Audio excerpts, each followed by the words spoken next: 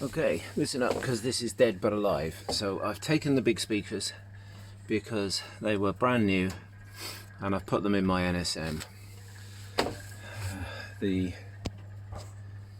Rowe link to the CD is alive and we're getting data.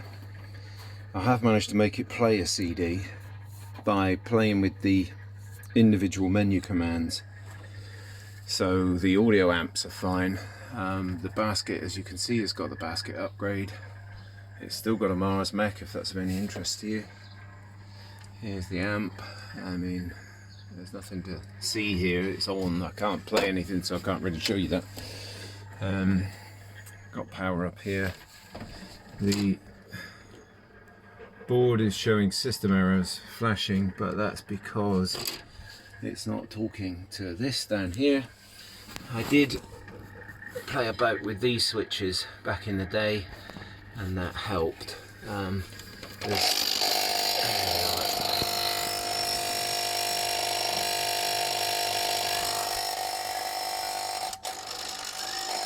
That one, shut up, is chattering, and I think this is where the problems are.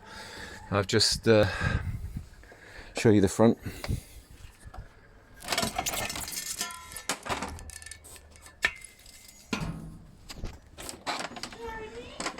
So the CDs spin like they should.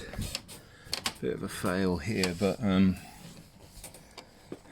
maybe you can just about see it. It's up and it's displaying free. Let me try and, here we go.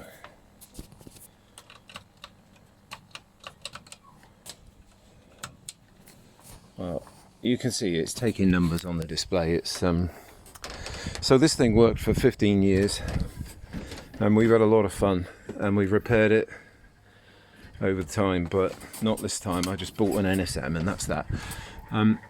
We've taken the tweeters because the tweeters on the NSM were shot.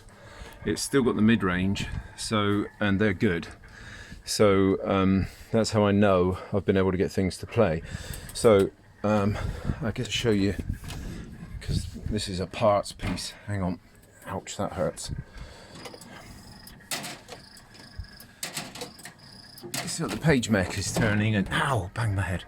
And the motors and things work. I mean, it is absolutely complete apart from the tweeter and the base units. And the problem it's got is with the communication between the computer and the CD player and mechanism down here. So this, I want to be clear, do not think you're buying a computer, a jukebox where you can replace a fuse and it's all going to burst into life. It isn't. There's something that needs someone that knows what they're doing to sort this out, but for the right person it's probably not going to be a big deal.